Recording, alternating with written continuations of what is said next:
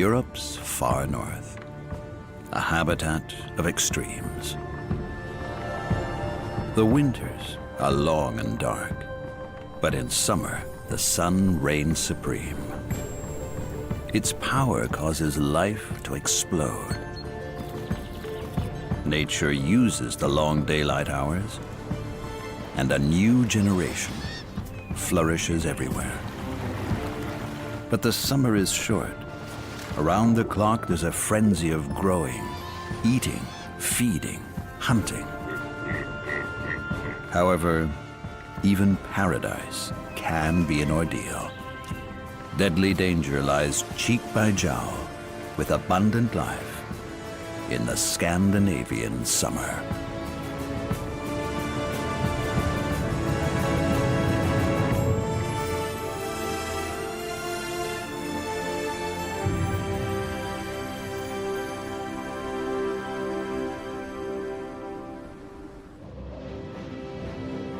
It's spring in the far north, even though the land is still in the thrall of snow and ice. But the sun has returned, and every day brings more light and warmth. Winter's white splendor is not about to be banished in a hurry, though. The nights are still icy cold.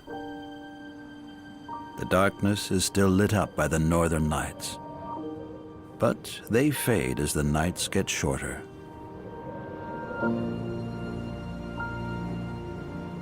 Dawn comes earlier and earlier, and it stays light for longer. This awakens spirits in the plant and animal kingdoms. The brown bear has spent 6 months sleeping in its winter cave without food or water. He's lost around half of his total body weight and has to regain it by autumn. There's still not much for him to eat, but it's early days yet, and the whole summer lies before him.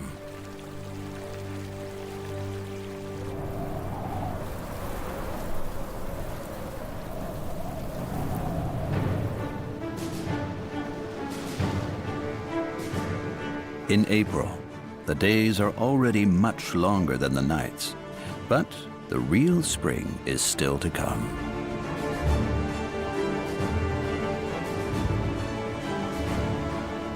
The ice-free coastal areas of northern Norway are now the destination for countless animals. Reindeer migrate in huge herds to their summer pastures. They've survived the winter in the mountains inland.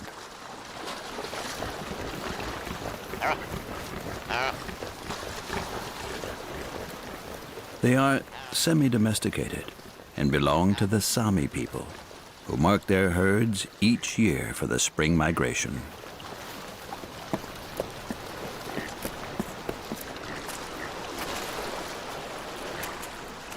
Their instinct drives them to the shores of the sea that's warmed by the Gulf Stream.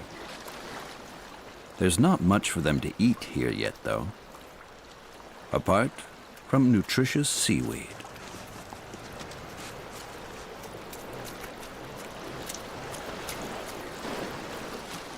They need extra nourishment, as their journey is far from over.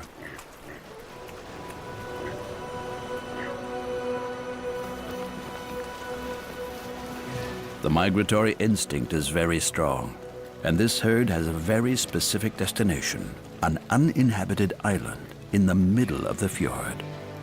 To get there, they have to cross the sea.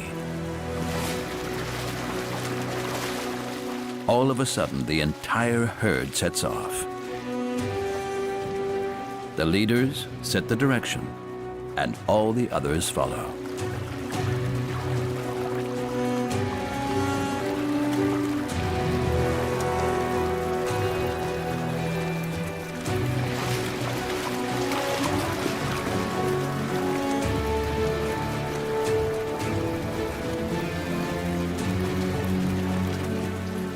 Reindeers are good swimmers, But it's a long distance, and the water is icy cold.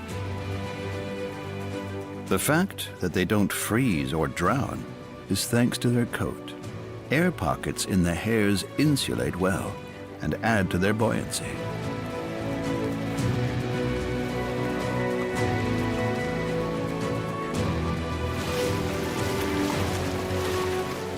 On arrival, the herd spreads out to forage for food. The island has a very specific advantage for the reindeer. There are no predators, and pregnant females can give birth to their offspring in safety. Afterwards, the animals will migrate back to the mainland in small groups.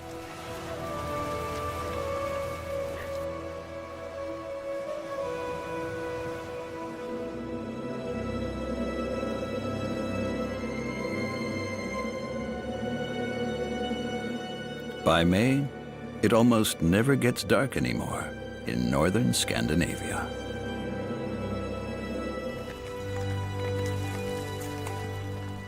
However, how long the snow stays on the ground here depends on the weather.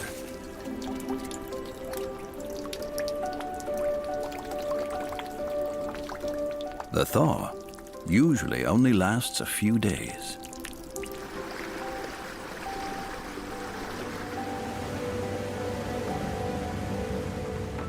Sometimes it sets in earlier, sometimes later. But by the end of May, Europe's far northern regions are almost always entirely free of snow and ice. The extreme seasonal changes are caused by an astronomical phenomenon.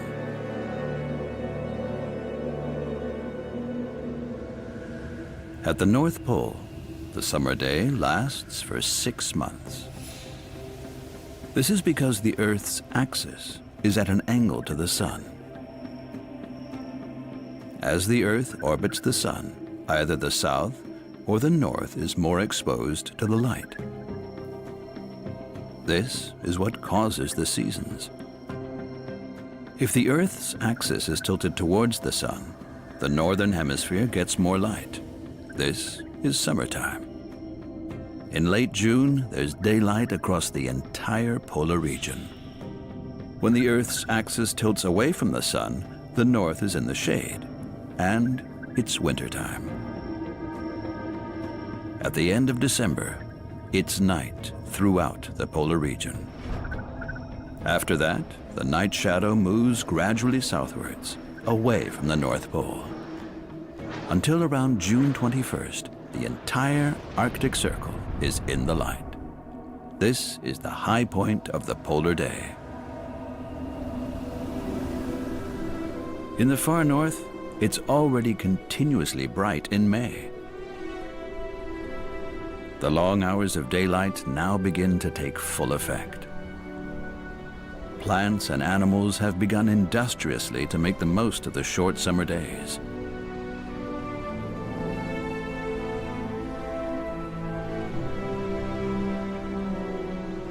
It all starts at the coast, the summer home for many migratory birds.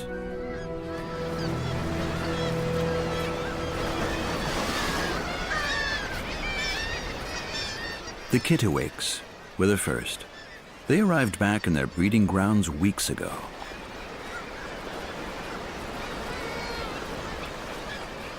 Nesting place squabbles have long been settled. It's time to gather nest material. Now everything's finally thawed out.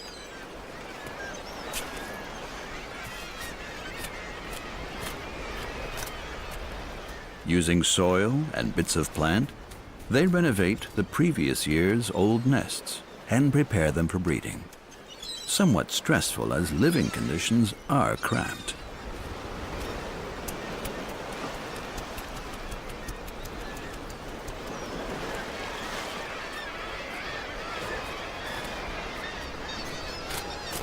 Most couples have already formed. Their mating lays the foundation for the next generation of kittiwakes.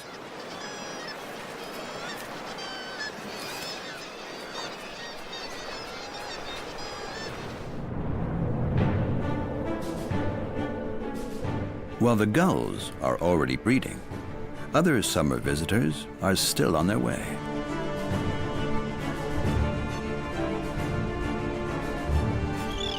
The Arctic terns only arrive in the far north in May. Among migratory birds, they are the long-distance record holders as they journey here from the other end of the Earth, from Antarctica. They've traveled an unbelievable 20,000 kilometers, often even more. Arctic terns always migrate to wherever the days are longest. This way, they can fish around the clock for 8 months of the year. The Norwegian coast is teeming with fish and crustaceans, another reason for their extremely long journey. First, they hunt for themselves and gather strength.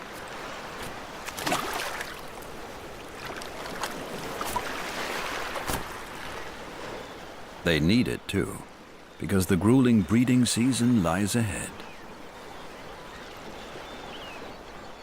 Immediately after they arrive, the couples look for suitable nesting places. They breed on the ground and are quite undemanding.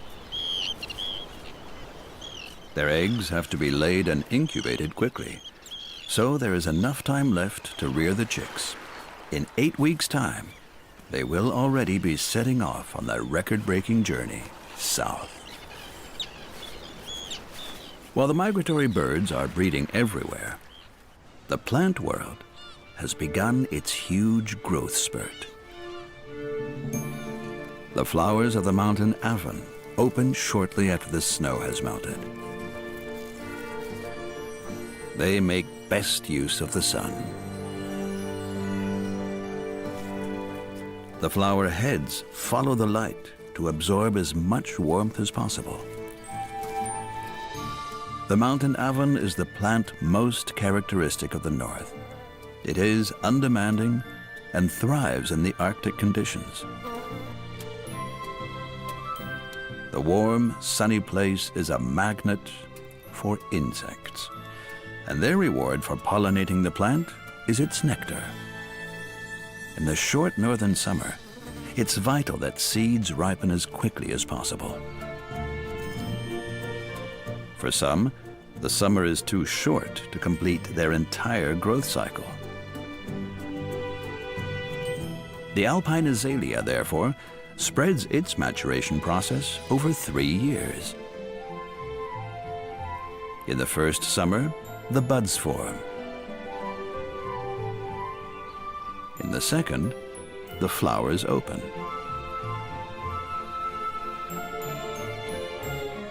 And only in the third year do the seeds ripen. This is why there are buds, flowers, and seed capsules on one bush at the same time.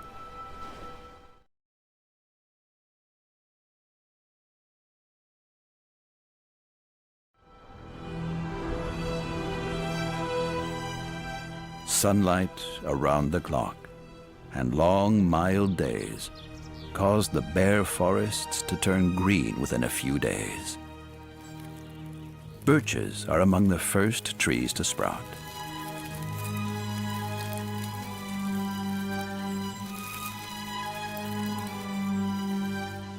The young green attracts animals, locals, and newcomers. The bluethroat comes from southern Europe and is a summer visitor in the far north. Fresh shoots provide the local reindeer with nutritious food. They roam the land in small groups. Reindeer milk is rich in fat and protein, which helps the young to grow quickly. They need to be robust enough to survive by winter.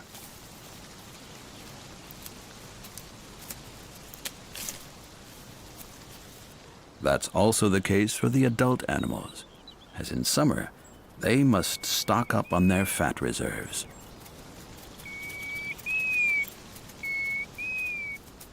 Large parts of the north appear treeless at first glance, but that's deceptive. This golden plover is standing in the middle of a forest, a miniature forest. The dwarf birch is the most common species of tree. It grows very flat, creeping along the ground, so to speak, so it's hardly affected by the prevailing wind.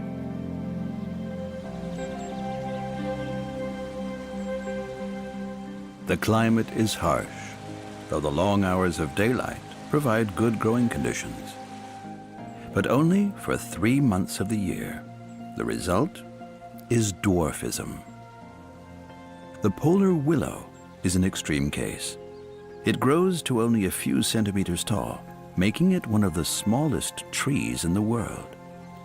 Its flower heads are a normal size, though, and bloom immediately after the snow has melted. The tiny Arctic willow is also a tree, and it also blooms like its bigger cousin. It's especially well adapted to the Arctic. Its leaves are very hairy. This protects the surface from excessive evaporation by the wind, preventing the plant from drying out. This enables the miniature tree to defy the most adverse conditions. In June, in the polar region, day and night merge into a single long day that can last several weeks or even months. Even at midnight, the sun is still clearly above the horizon.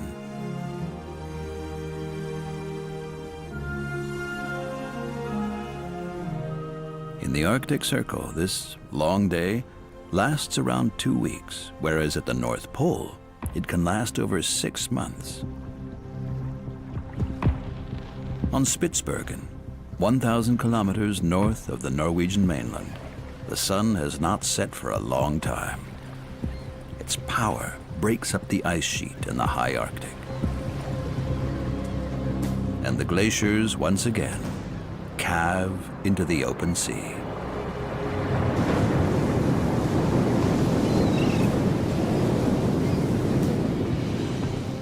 Polar bears have already eaten into their year's supplies. This polar bear mother spent the spring hunting seals and now has enough reserves to see her cub through the lean summer months. When the ice sheet melts, polar bears can no longer hunt. The good life on the ice is over, and all they can do is swim ashore. Once here, they have to fast, though they're well prepared for it.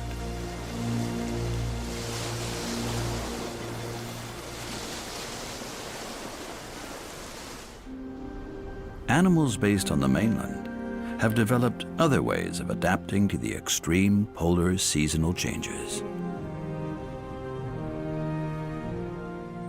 In contrast to the polar bear, brown bears have access to their food sources all summer long. The cubs are born in February, and at birth weigh around 400 grams, but they grow quickly on their mother's milk. When they leave their cave in May, they already weigh 15 kilograms and follow their mother's every move.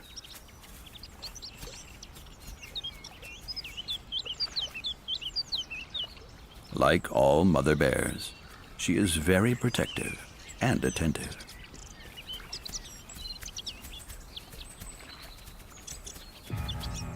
A wolf nearby spells danger.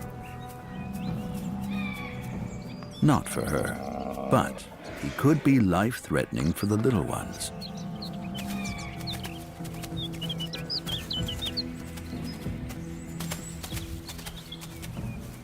How can she keep her children safe?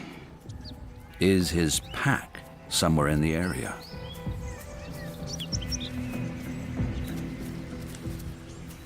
Will it help to lure him away from the cubs?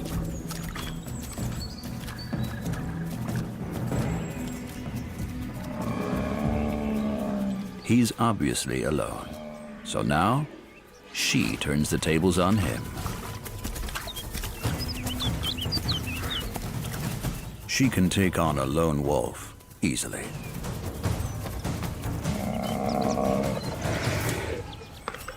But only once he is far away, by the cubs out of danger. It won't be the last challenge for the bear family.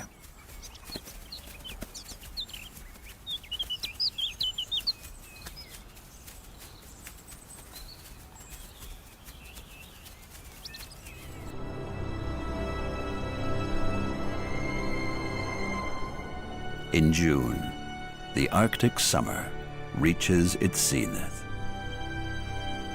Across the whole of northern Europe, everything is now focused on offspring, from the forests to the sea.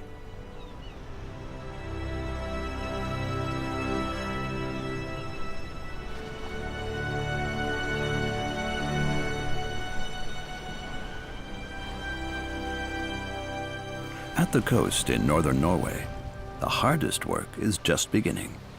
For parent birds, the long days are a curse and a blessing at once. Also, for the oyster catcher family. The chicks are precocial. Right after hatching from their eggs, they follow their parents everywhere. On the mudflats, they find worms, small creatures, mussels, and snails. Without the parent birds, though, it doesn't really work yet. They gather tasty tidbits every minute.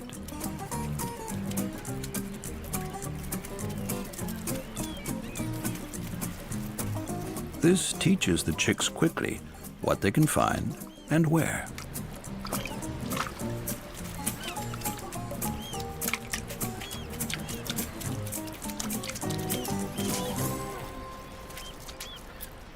And when, at some point, their stomachs are finally full, it's time for a rest, well protected under Mom's skirt.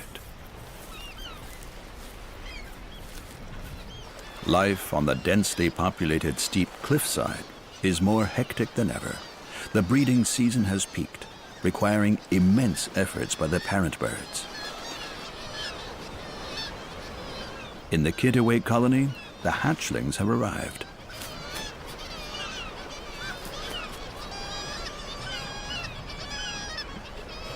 The chicks are still sensitive to cold and have to be kept warm. And above all, fed.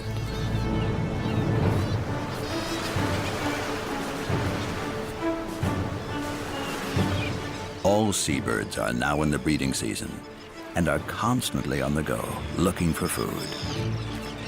The Arctic Ocean is richly stocked with fish and especially with krill. These tiny crustacea occur in huge shoals, an almost endless source of food.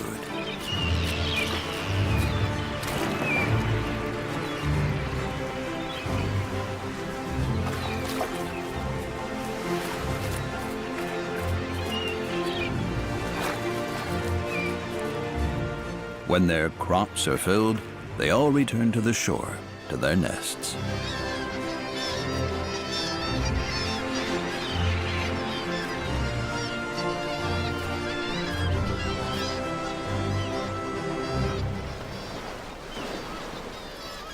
The krill, brought back by the parent birds, have a high protein content.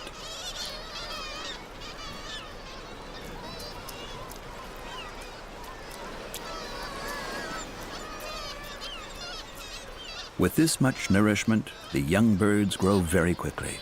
In just 5 weeks, they will be fully fledged and able to fly out to sea with their parents.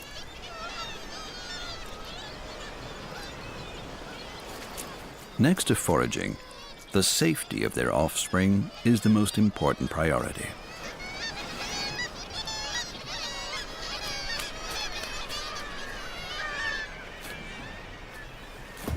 Ravens arrive in the cliffs on a raiding party.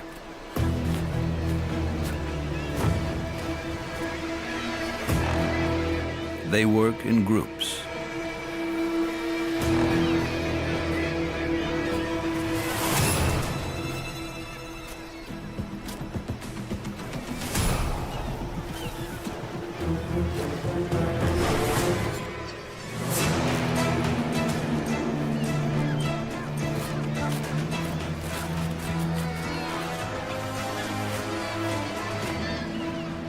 The little kittiwakes sometimes just don't have a chance.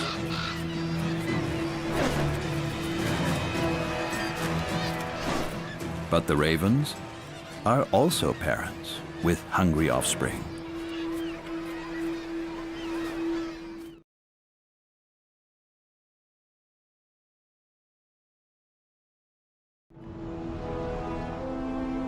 Polar landscapes are crisscrossed by swamps and lakes.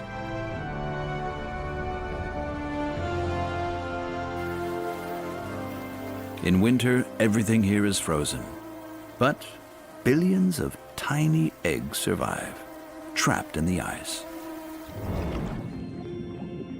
As soon as the ponds thaw, they awaken to new life. Blackfly, gnats, horseflies, and mosquitoes hatch, ready to take the world by storm.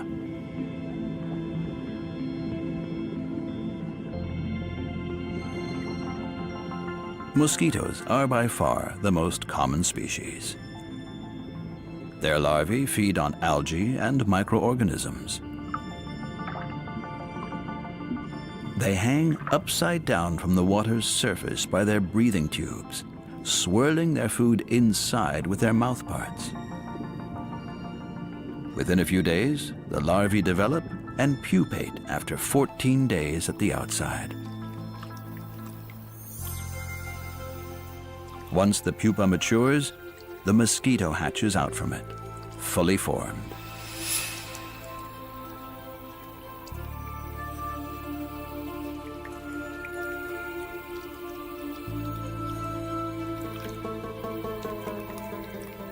Immediately after hatching, it goes looking for a mate to get the next generation started.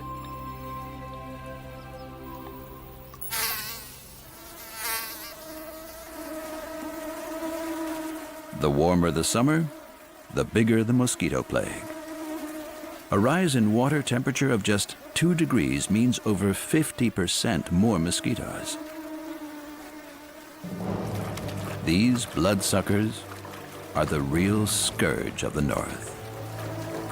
Especially young animals suffer from insect bites. For them, the pests can even be life-threatening.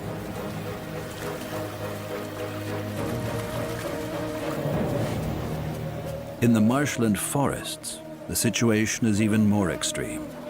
There's no life-saving wind to blow away the mosquito swarms.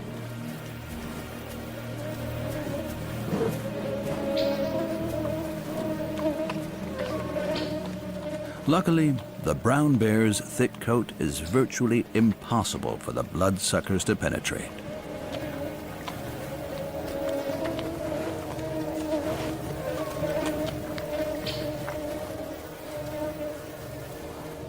He's not really disturbed by the pests while foraging. They only become a nuisance when they target his nose and eyes.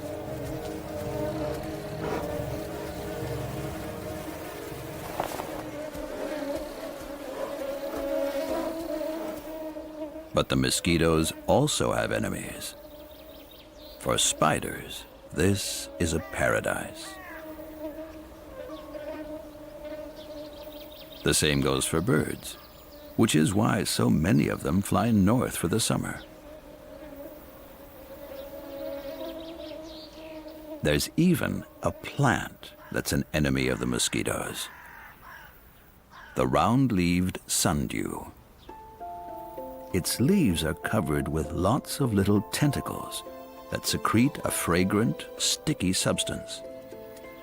A lure for insects on the lookout for nectar. But here, they themselves become the food. Helpless, they get stuck to the plant and are eventually digested by it. This means the sundew can thrive even on barren moorland soil.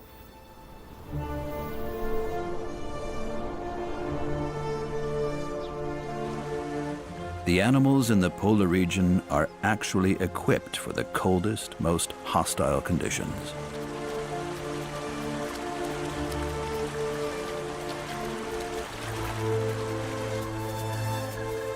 They're also well adapted to the normal northern summers. Like all mammals in the far north, the reindeer swap their thick winter fur for a lighter, thinner summer coat. The itchy fur has to be got rid of first, though.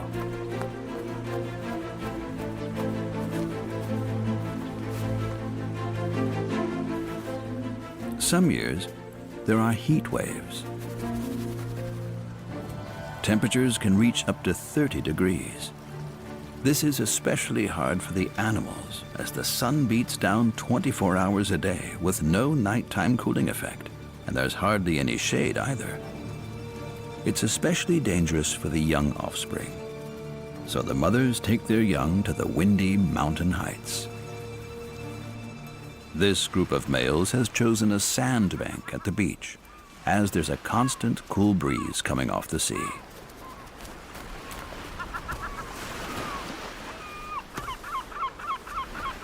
But they still have to pant to prevent themselves from overheating.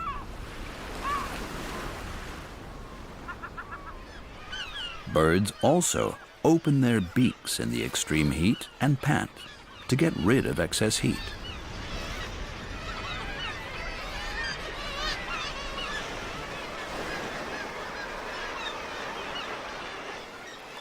At the coast, however, there are many ways to cool down. The seawater only warms to 8 degrees. This redshank, for example, gives off heat from its legs, which are well supplied with blood. The European shag is a member of the cormorant family. The adult birds have few problems with the heat, as they're constantly diving into the cold water. After the fishing excursions, they have to dry their plumage, as it's not entirely waterproof.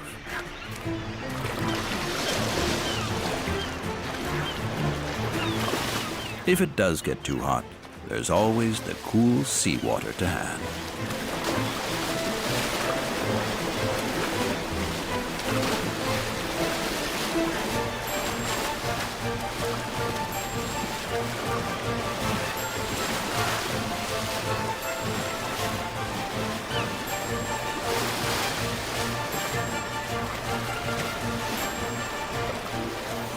Nevertheless, in the last few years, many animals here in the north have been suffering more frequently from high temperatures and heat waves.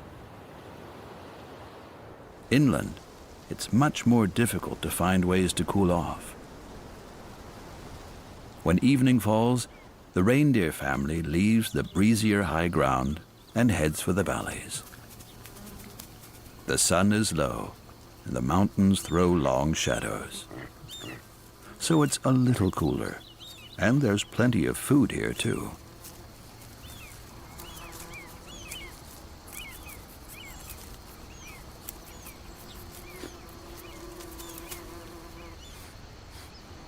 Moreover, it's light for a long while, so there is enough time left for them to graze, until the sun climbs higher in the sky and the heat returns.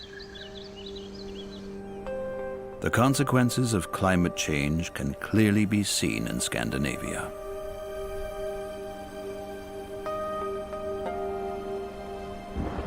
But normally, the climate in the north is harsh, even in summer. Cool temperatures and plenty of rain predominate.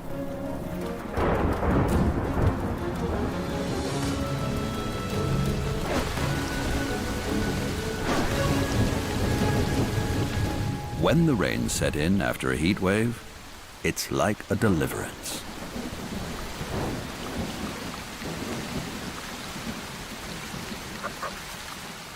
The animals can cope with it. It's what they're used to.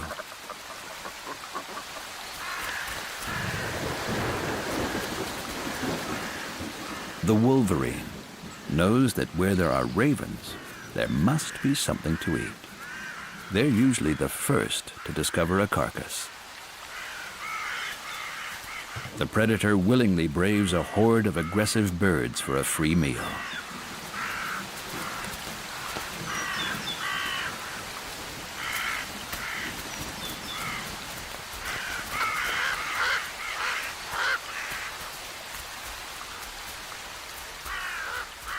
But if a bigger creature comes along, the wolverine prefers a tactical withdrawal.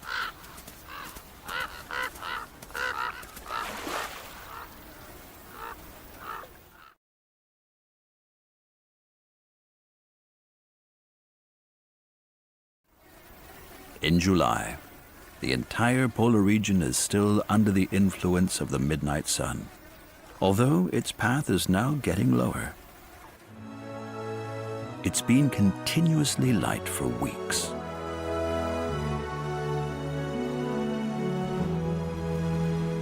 The constant daylight has its disadvantages, though. The animals can feed around the clock, but it's hard for them to come to rest.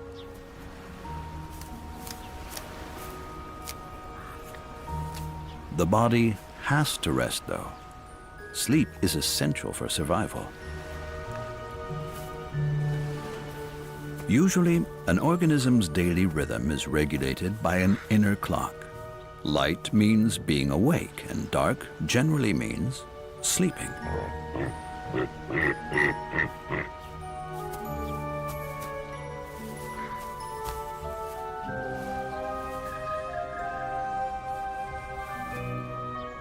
In the continuous light of the polar summer, these pace-setting features are absent. The rest phases must be distributed more or less randomly throughout the day. The relentless midnight sun is actually a huge challenge. Resting while it's light is risky, as those who doze or sleep cannot be vigilant. And predators lurk everywhere. Below the cliffs in the earth lies the puffin's breeding ground. They bill often and at great length. This strengthens the pair bonding.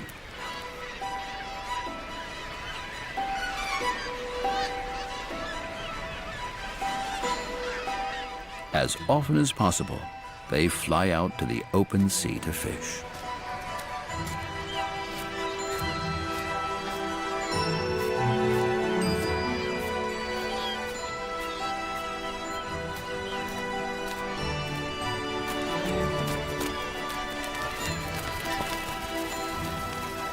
Like everyone here, they make the most of the long days.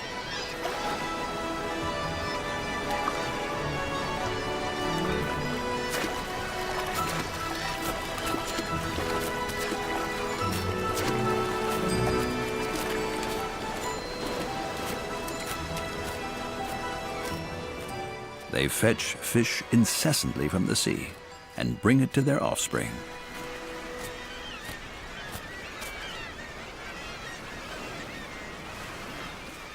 They're well hidden in burrows that the puffins have dug into the soil at the foot of the cliffs. There, the chicks are relatively safe from roving predators.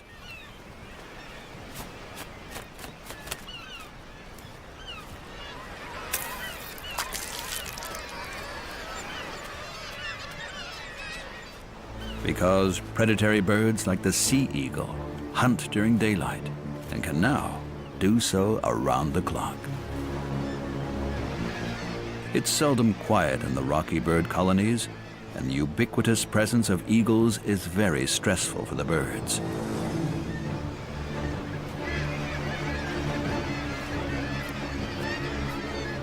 Gulls will also rob eggs and chicks or weak and sick animals. Everyone, hunter and hunted, has the same goal: to raise their young as quickly as possible.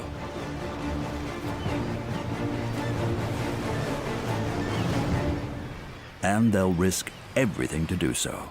Also the common guillemot. These seabirds only come ashore to breed, spending the rest of their time at sea. Each pair lays just one egg, so their offspring are all the more precious. But they still have to leave their young behind when they go out to sea to hunt.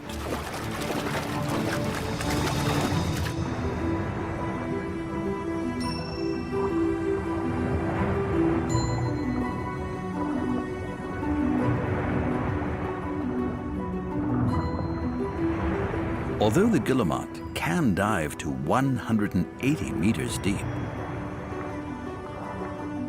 they generally catch small schooling fish, such as herring or cod, just below the surface.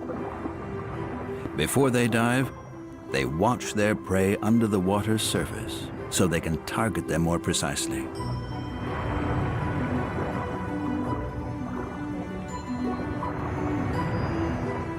Guillemot hunt in large groups for better protection because they are constantly in danger.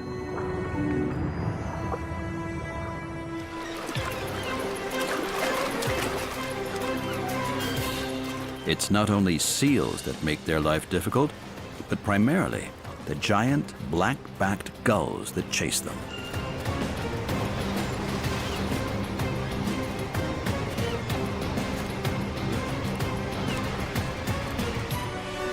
This guillemot has survived all dangers.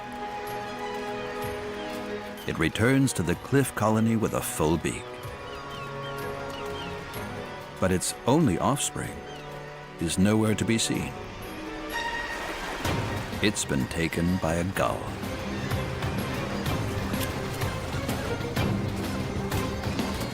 Black-backed gulls are much feared hunters in the cliffs.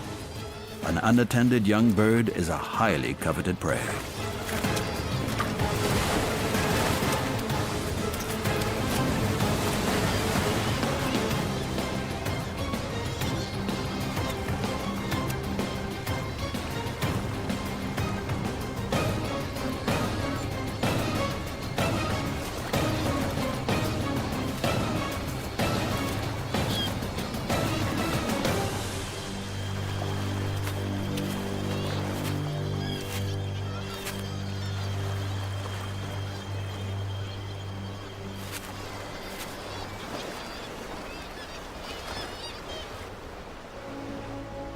From the end of July onwards, the sun once again sinks below the horizon. Also in northern Scandinavia, long twilights are the result. Soon the first nights fall, giving the moon a chance to shine brightly again.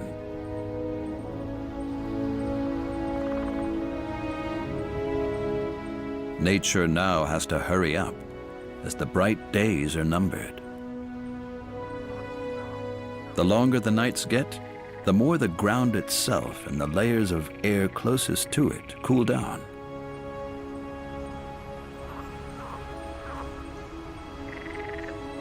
This forms enchanting morning mists.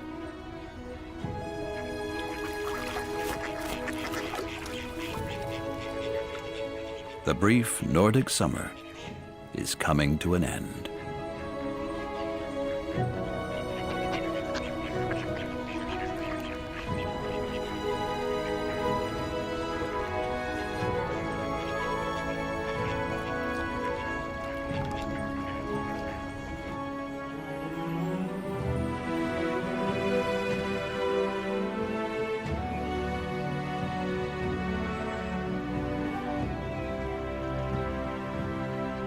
The change of seasons is especially noticeable in the mountain regions. Arctic foxes prepare for the coming winter.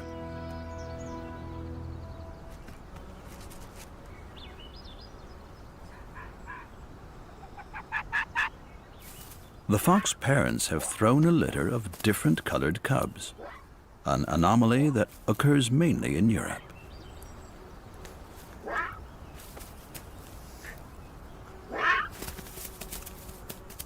The parents are still taking care of their young.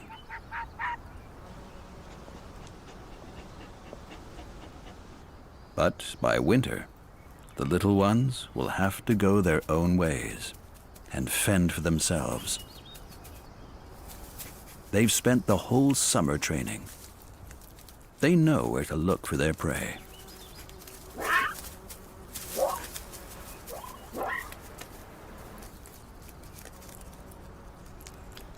The light fox was brown in summer. In autumn, he grows a white winter coat. The brown fox stays the same color. His fur just gets thicker. Rodent hunting is the most important skill for them to master. Lemmings are their main prey, but they're not always in plentiful supply. A bad lemming year might mean that none of the Arctic fox cubs survive the winter. These two will only have a few more carefree weeks together. After that, the serious business of life takes over. In August, the dark hours get longer and longer.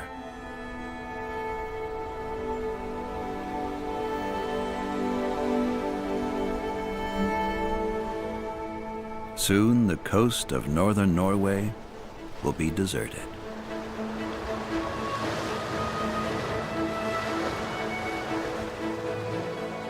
For migratory birds, the polar summer has ended. Most of the young birds have survived.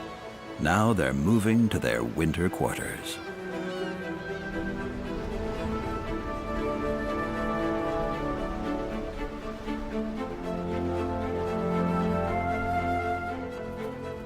The reindeer calves have grown tremendously.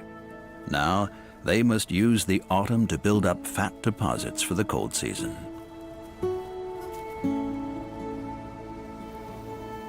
The plants have formed seeds in record time, getting the next generation on the way. The mountain alvin relies on the wind to spread its seeds far and wide. In the forest, blueberries and cloudberries have ripened. Together with cranberries and mushrooms, they are the most important food source in the late summer and autumn. They're all tasty delicacies for the squirrel.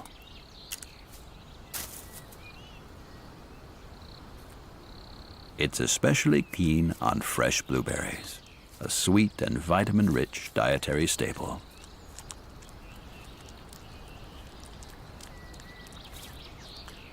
They won't be available in winter. The squirrel will have to fall back on the stalks of nuts and seeds it has gathered. Wood ants also love berries.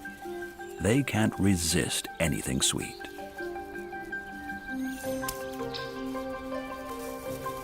They tirelessly gather up anything nutritious that they can carry.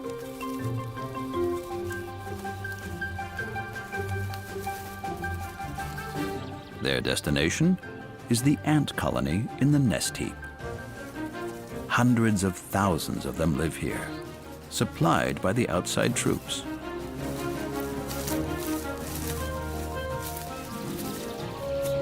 But the ants themselves are also on the menu of the brown bear. He eats plenty of the sugary berries now, but protein-rich insect food is also very welcome. The more he feeds and accumulates fat, the better he will be able to survive the long winter. And he doesn't have much time left. The north of Scandinavia may still be dominated by light and sunshine,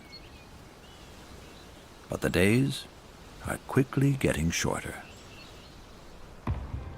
By the end of the equinox on the 21st of September, autumn has already arrived.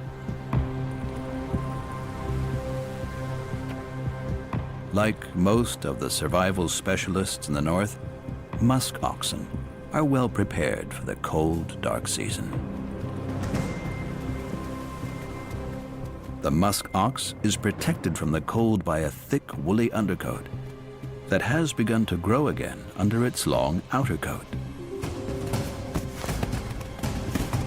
It's not quite so pronounced in the calves that have gained plenty of weight since their birth in spring.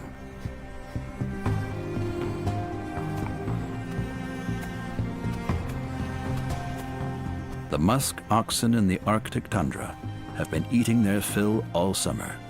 Now they're well nourished and will be able to get by on a meager diet for months.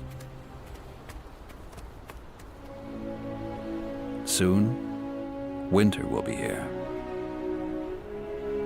The polar summer days are numbered.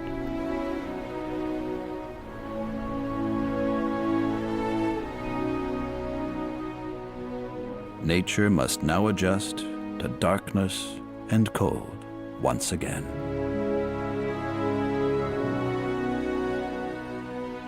Polar night is fast approaching, and polar day has come to an end.